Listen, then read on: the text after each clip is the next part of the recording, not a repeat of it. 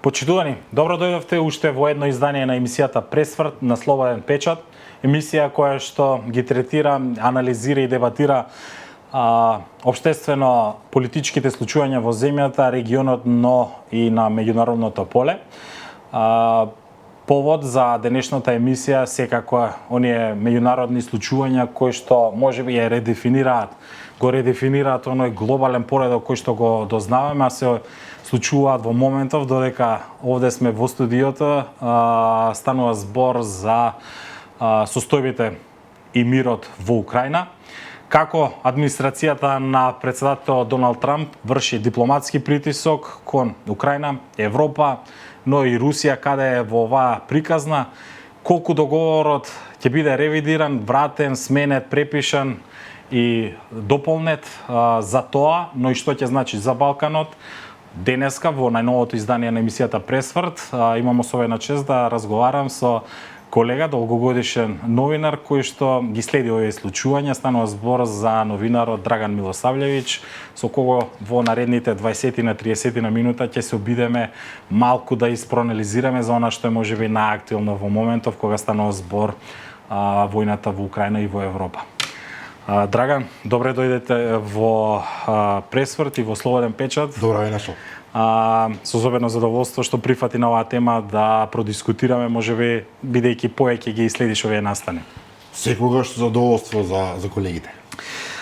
Хајде од кај да почнеме? Ќе почнеме со планот кој што беше представен и успеавме ние новинарите и да го видиме и од западните медиуми, кој што на почетокот беше 29, па се избрише на 28 точки, на крајот денес, односно можеби до моментот кога говориме се кратат уште точки за оној рамковен договор кој што американската страна го представи на русите и на украинците индиректно. Да, во овој момент се 22 точки колку што успеав да сватам, но не значи дека на тоа ќе застане. Интересно е, меѓутоа тој американскиот принцип на работа, максимална прагматичност во пристапот, не се важни точките, важно е суштината на проблемот, суштината на начинот на кој што треба да се дојде до решение. Американците инсистираат на дедлајнови, меѓутоа и нив ги поместуваат повторно од практична причина. Например, Доналд Трамп инсистираше дека Украина од 27 ноември мора да го прифати договорот, тебе се спостави дека не мора да биде 27, се работи едноставно за притисок кој што треба да донесе до едно конечно решение кој што американците очигледно во овој момент сметаат дека ќе биде поволно за сите, а би рекол најмногу за нив. Од тие 28, 22, 18, колку и точки да останат, мислам дека околу 3 се кршат копијата, да. и од она што можам јас да го проследам по меѓународните канали и по медиумите кои што се занимаваат исклучиво со оваа проблематика, јасно е дека лесно ќе најдат заеднички јазик за би рекол помалку важните прашања, но трите клучни ќе бидат камен на сопнување. Јас се плашам дека нема да дојде толку лесно до договор како што најавуваше овој Доналд Трамп. Можеме да ги продискутираме ако сметаш. Да, може да ги продискутираме. Меѓутоа, пред да навлеземе кои се тие три точки кои што пишуваат светските медиуми и аналитичарите најмногу говорат, сакам една оценка да дадеме на ретерирање на Доналд Трамп кој што го гледаме изминативе години и кусур за сите геополитички прашања и па и внатрешни прашања во САД што на домашната тамошна што ги интересира.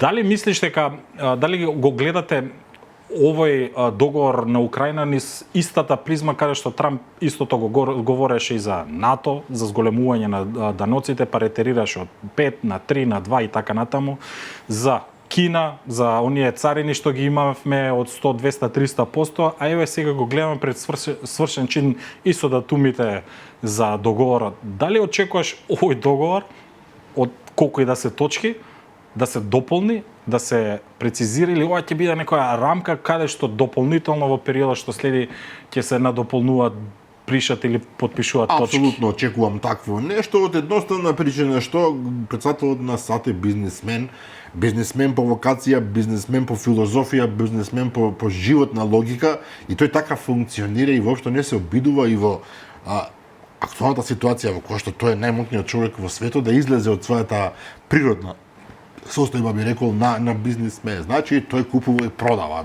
Малку е тоа чудно се разбира затоа што ние сме навикнати на оние класични политички и дипломатски активности кои што со децени, со декади, со векови дури наназад се нормални, меѓутоа Трамп воведе едноставно поинаков систем кој што им е чуден не само на нас, чуден и на сите околу него, меѓутоа заради моќта која што ја има реално како прв човек на Америка, сите мораат да се прилагодуваат. Јас сум сигурен дека еден Макрон, не знам, или Мерц или Кир Стамер воопшто не им е пријатно да функционираат на ваков начин, тие многу повеќе би сакале работите да се одвиваат на стариот начин, меѓутоа така мора со Доналд Трамп и сите се обидуваат да вчитаат што всушност тој сака реално кога испраќа одредена порака. Воопшто не е важно дали тој вели 300% ќе ги подигнеме царините или морате до 20 ноември да подпишете или не знам мора. Важно е како утре, задутре со него под маса, над маса да направите дил, договор, бизнис договор со кој што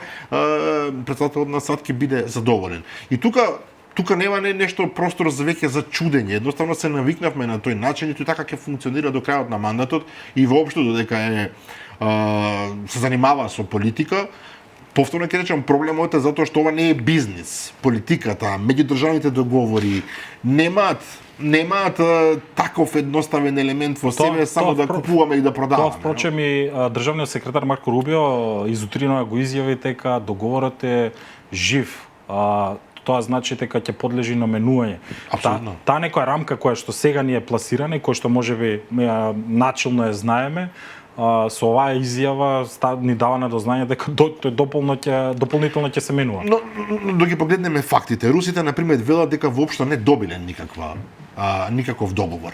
Тие зборуваат затоа што го слушнале на медиумите, што мене само по себе ми е чудно. Имаше преговори во Абу Даби, прилично тенствени преговори, меѓутоа самиот договор од 28, 22, неважно колку точки, русите велат дека официјално не го добиле, па не може да разговараат за нешто што го нема. Тие кои се разбира дека сите точки им се јасни. Украинците даваат разнолики изјави. Од една страна, меѓутоа се порезервирани од минатото некаквите начални договори устни кои што ги имаше за смирување. Пред два дена беше дадена изјава, односно не беше дадена изјава, туку медиумите пренесува Аксиос, главно ги пренесува овие информации, дека работата е завршена и дека Украина се договорила, прифатила најголем дел од точките од американскиот договор, меѓутоа излегува господинот Јермак и вели не, воопшто не е така. Ние не сме ги прифатиле, има точки кои што за нас се апсолутно недопустиви. Излегуваат од Европската унија и велат ние ни по точка разно не можеме да се согласиме со ова, иако тие, ако сме искрени, за волја на вистината воопшто не се викнати да разговараат, повеќе од куртоазија. Да, повеќе од куртоазија и велат ајде вака да ставиме на маса. Запознаени, но не на што значи тоа? Да бидеш и ние сме информирани, еве јас и ти сме информирани. Тоа не значи ништо, работат дали си на маса, дали ти пишуваш точки. Овие точки од овој договор се пишувани од американците, иако имаше подсмевања дека всушност ова се руски точки кои што им биле дадени на американците, што јас се разбирам не верувам, премногу е било тоа цинично и наивно некој да поверува дека Америка ќе добива ултиматуми. Практично особено што овој договор можеме да го гледаме како сакаме, меѓутоа горе-долу е избалансиран, барем она што можеме да го видиме меѓу максималистичките барања на Русија и она што Украина може објективно да го отстапи. Сега, колега Милославлевич, низ целиот период на оваа војна ги видовме и барањата кои се на Киев од томахавките преку леопардите и така натаму. Томахавките излега од игра. Воздушно тоа дека и Киев ретирираше. Поентата ми е на прашањето околу овие точни три клучни точки кои што Киев за сега ги се неприфатливи. Можеме и за гледачите да ги истакнеме. Абсолютно. Тоа е територијата на Донбас. Така е. Едната точка, ограничување и редукцијата на армијата и формалното одбивање на членството во НАТО. Тоа се тие три точки, така. Ајде, ако може да почнеме со Донбас, чисто каде е спорот и зошто? Еве Донбас е проблематичен. Знаеме дека 70-80% е контролирано во моментов од русите, меѓутоа зошто Донбас? Се работи за тоа што во овие откако почна конфликтот во Украина, ако сме објективни од 2014, а не од 2022 година, Донбас е клучот на целата приказна. Крим беше добиен на прилично едноставен начин од страна на Русија, тие само влегоа, таму украинците воопшто не дадоа отпор.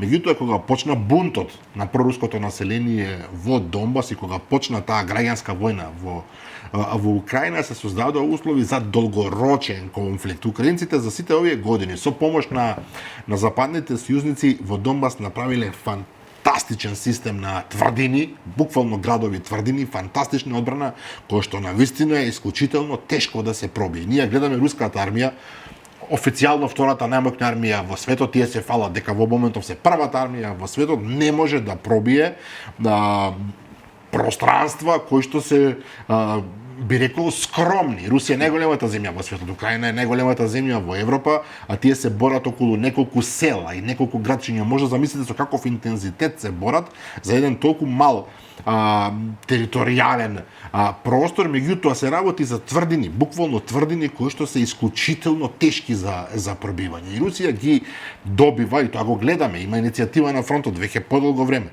Да не забораваме, последниот обид на Украина за контраофанзива беше оној нивни влез во Курск на руска територија, кој што помина не баш славно се разбира.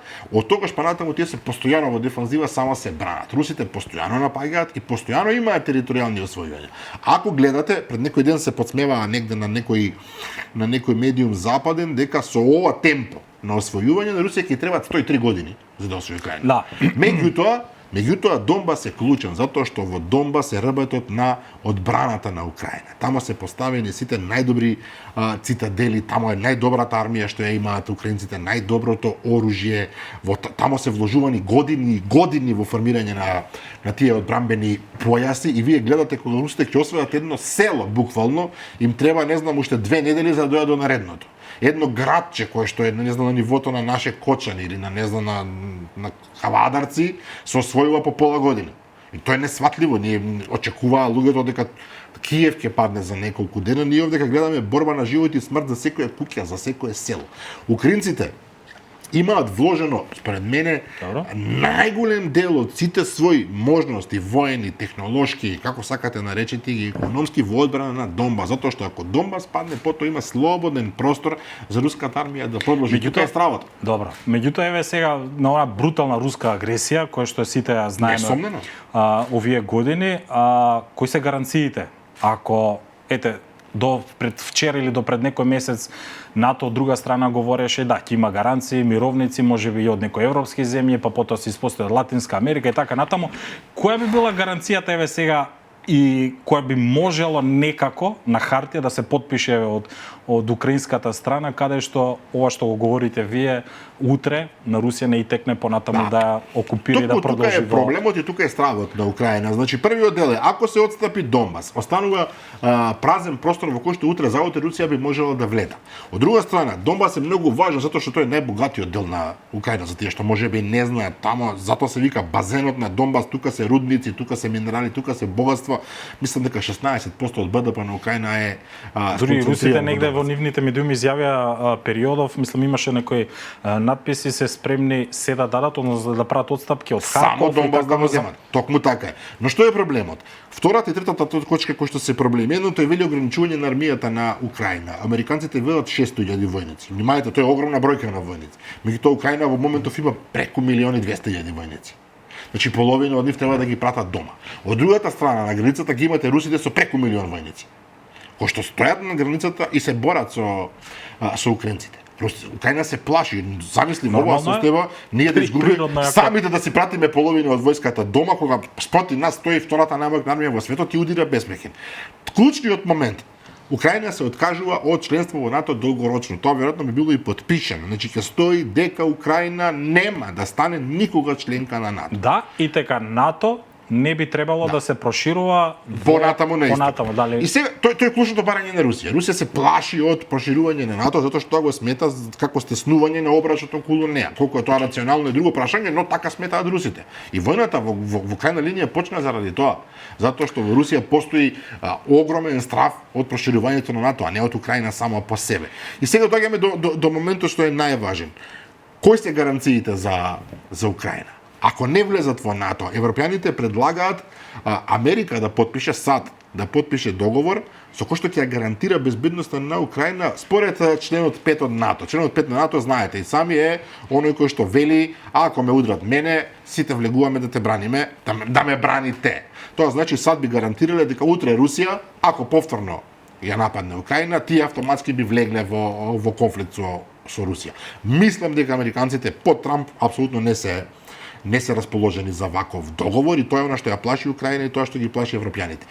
Гаранции за безбедност нема кој да даде, освен САД. Европа не може да се носи со Русија воено и тоа сите го знаат, може само Америка. Америка на Трамп не сака такво нешто. Меѓутоа, како ретерираше Трамп, така и ретерираше Москва, Кремљ во почетокот на специјалната операција, која што на почетокот беше за денацификација на Украина, потоа испадна као специјална операција, као сега по третото е референдум и оделување на едно јасно дека е агресија и дека Русија и де факто и било како води војна и навлегува.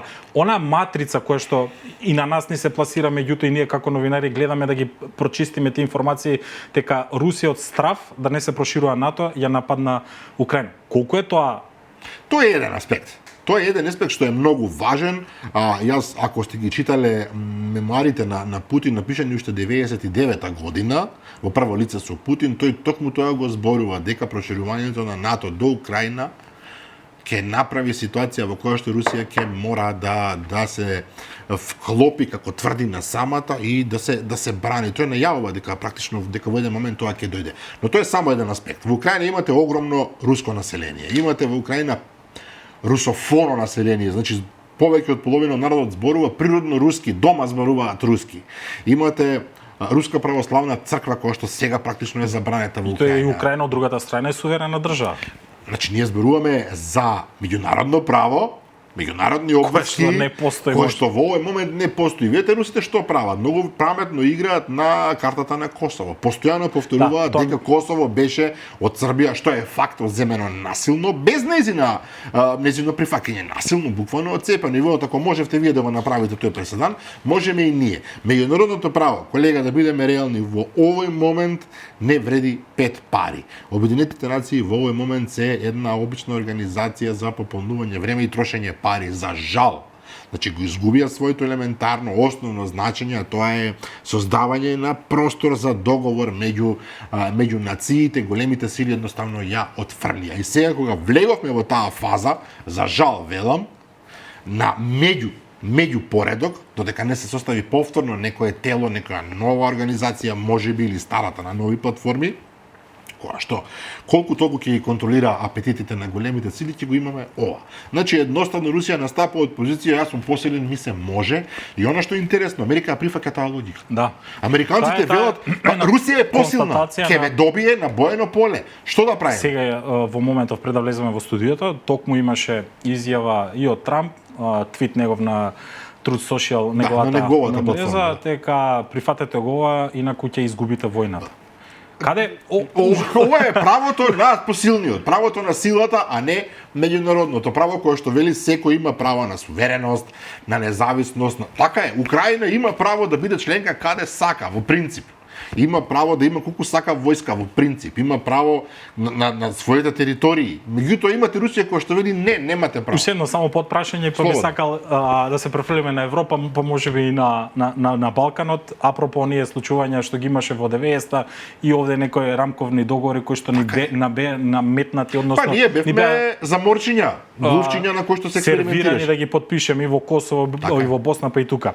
Ќе се избегне ли накратко сценарио каде што овие гаранции кои што Западот ги дава, вклучително и Америка, нема да бидат злоупотребени или скршени? Која е перцепцијата тоа? Прво јас се плашам дека овој договор, колку и да е избалансиран, во смисол на тоа што Трамп вели секој мора малку да даде, малку да изгуби, се плашам дека нема да го види светлото на денот. Би сакал да грешам, се надевам дека грешам, меѓутоа и двете страни не се во состојба да прифатат. Русија сака многу повеќе од ова сега што го има, го поседува и Донбас не им врши работа. Нив им треба кршење на целиот систем во Украина, промена на режимот ако сакате. Нив им треба проруска власт во Украина. а не е непријателски расположена, која што апсолутно има анимозитет кон Москва.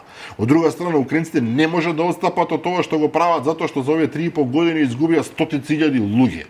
Имаат не знам колку милиони одселени, не знам колку мртви и осакатени, и во таа ситуација како Зеленски и неговото обкружување ќе му кажат на народот кој што го убедуваат дека може да ја победат Русија, знаете што, толку можевме, ајде сега ќе отстапуваме. Така што многу е тешко, јас се надевам дека Трамп има вистински јасови во раката и ќе ги извади во прав момент, но се плашам дека ова е уште еден јалов обид за мир, ќе ги има и понатаму, и мислам дека војната ќе продолжи на неодредено време.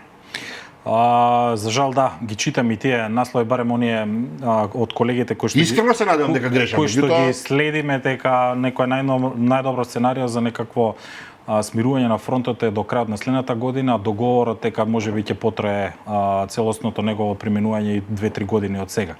Но овде уште едно прашање околу Европа. Се тера некако паралелна дипломатија Вашингтон-Русија, меѓутоа и Брисел-Киев во исто време. Европа капитулираше ли Европа конкретно кога станува збор Украина? Европа капитулираше одамна, ако мене ме прашувате, во смисол на тоа што дозволи заради премногу бирократија, заради премногу формалности да престане да биде конкурентна на другите големи сили.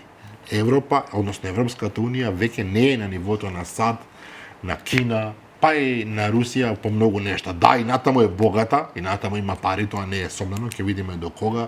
Меѓутоа во политичка и во војна смисла тоа не е така. Се обидуваат европските лидери да дадат се од себе, меѓутоа тие фрлија се на една карта. Буквално се на една карта, затоа што има и подршка од САД, сето дека Џозеф Бајден беше председател на таа држава, за стратешки пораст на Русија.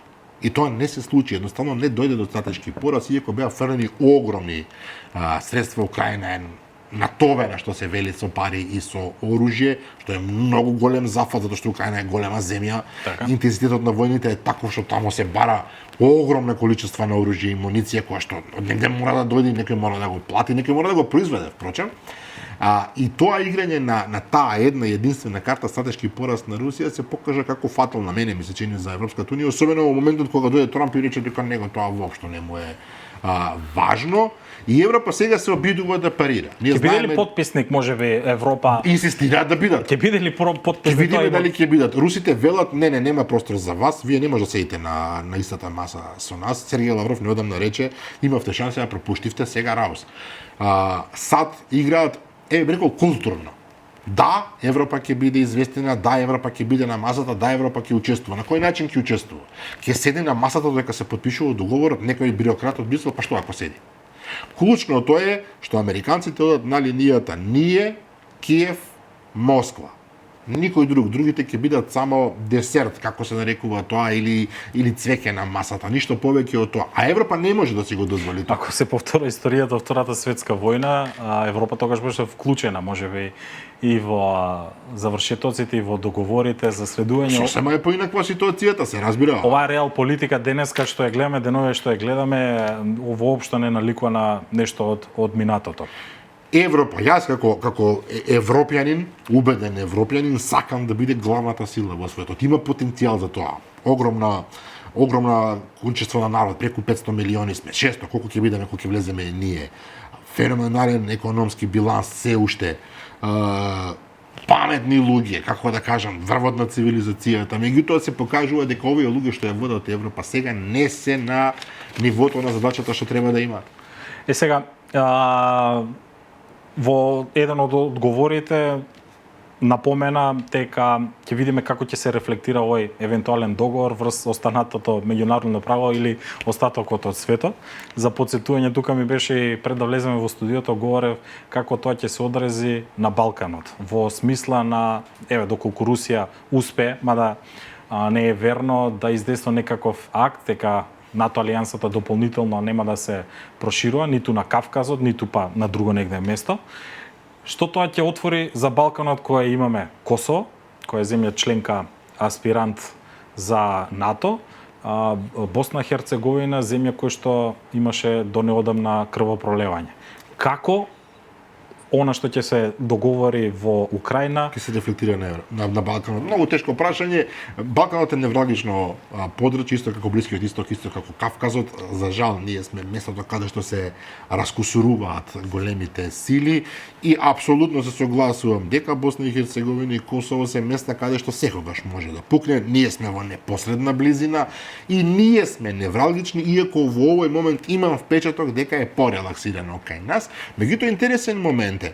Меѓутоа не сме отпорни на руска пропаганда која што доаѓа и од соседството доаѓа. Па сега. Јас мислам дека ние сме про ЕУ, објективно. Кога зборувам за најголем дел од народот, политичарите, има една партија која што е излегува од приказните, левица, другите се јасно фокусирани кон западот и веројатно така треба да биде. Влијание имало и ќе има, се ќе се обидуваат, хибридна војна е ова, значи војна со мал милион на варијанти. Се разбира дека пропагандата игра својата улога. Важно е да се остане стабилен, важно е да се остане мирен во целата работа и мене ми прави задоволство што и покрај сите проблеми кои што објективно постојат и на меѓунационално ниво, и во Македонија, и на Балканот, во овој момент се чувствува една безбедносна релаксираност. Политичка, не, меѓутоа безбедносна релаксираност. Го немаме тоа чувство дека само што не пукнало.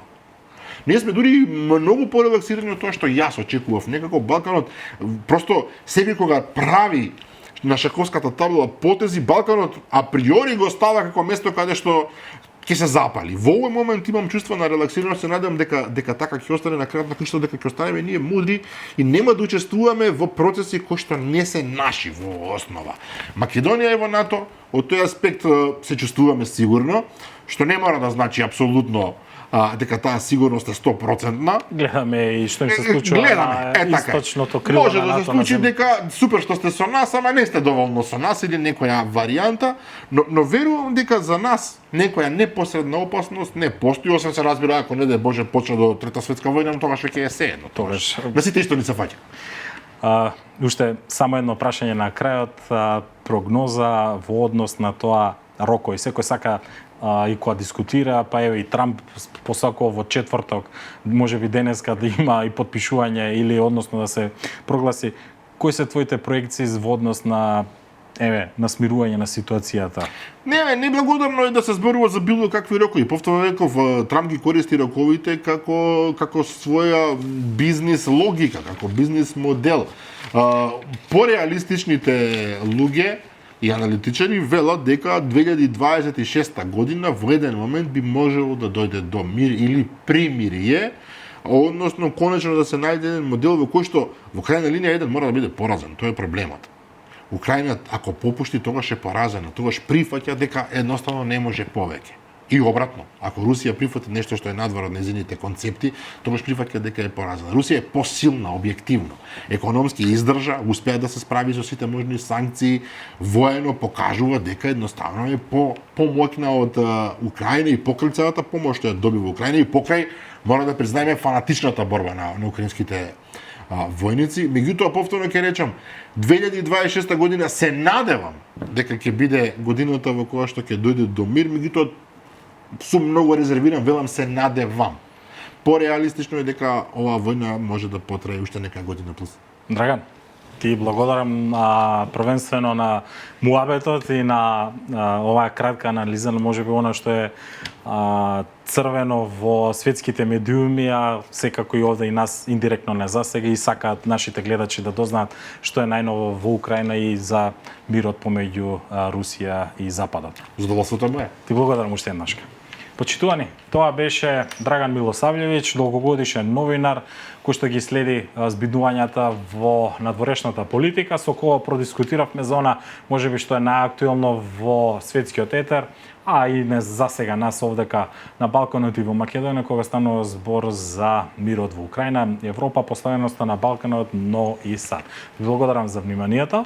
Ви препорачувам да гледате емисијата Пресврт на Слободен печат и да го читате порталот на Слободен печат. Ви благодарам уште еднашка.